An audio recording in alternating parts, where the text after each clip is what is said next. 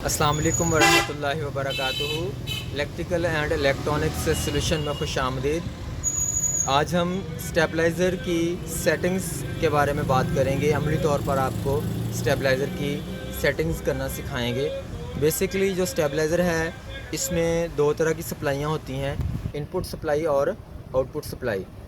ये input supply variable voltage regulator है, इसका रिव्यू हम पहले कर चुके हैं।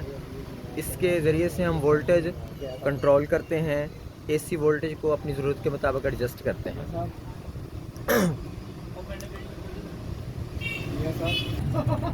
अच्छा जी, ये ट्रांसफार्मर है, इलेक्ट्रॉनिक्स कार्ड है।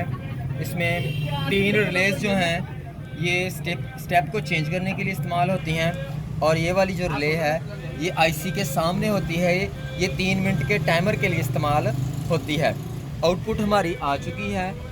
एक वोल्ट मीटर जो है इनपुट के लिए, दूसरा मीटर आउटपुट के लिए इस्तेमाल हो रहा है। जैसे हमारे इनपुट वोल्टेज 200 होंगे, ये देखें 230 इन है और 230 ही आउट हो रही है, दोनों की तकरीबन सेम सप्लाई है। जैसे ही वापडा की तरफ से हमारे वोल्टेज 200 पर आएंगे, तो क्योंकि हमारे फ्रिज की या रेफ्रिजरेटर की एफिशिएंसी कम होगी और हमें आउटपुट 230 वोल्ट तक चाहिए, तो हम इसमें 30 वोल्ट ऐड करेंगे। उसके लिए हमें वेरिएबल की सेटिंग करनी होगी। वेरिएबल की सेटिंग के लिए हमने सबसे पहली जो रिले है इसको हमने ऑन करवाना है।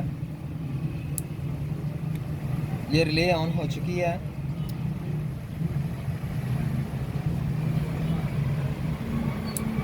जैसे ये रिले ऑन हुई है, इनपुट हमारी 200 वोल्टेज है और इनपुट वाला मीटर भी 200 वोल्टेज शो कर रहा है, और आउटपुट हमारी 230 वोल्ट हो चुकी है। जैसे हम इधर से वोल्टेज बढ़ाएंगे, इसको चेक करने का तरीका है, जैसे हम इसके वोल्टेज बढ़ाएंगे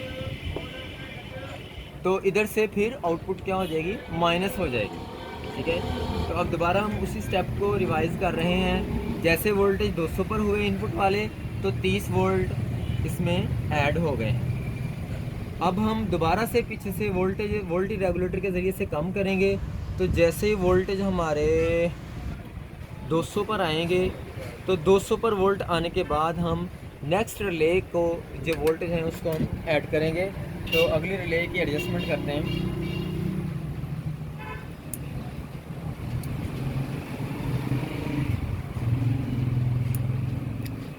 हाँ जी, ये नेक्स्ट 30 वोल्ट इसमें ऐड हो चुके हैं।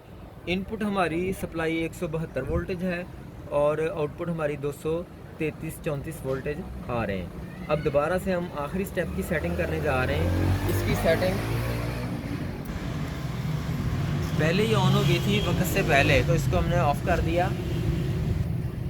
अभी जब आउटपुट 200 पर आएगी, तो फिर हम दोबारा से आखिरी स्टेप की सेटिंग करेंगे। इसकी वेरिएबल की मदद से इसको हम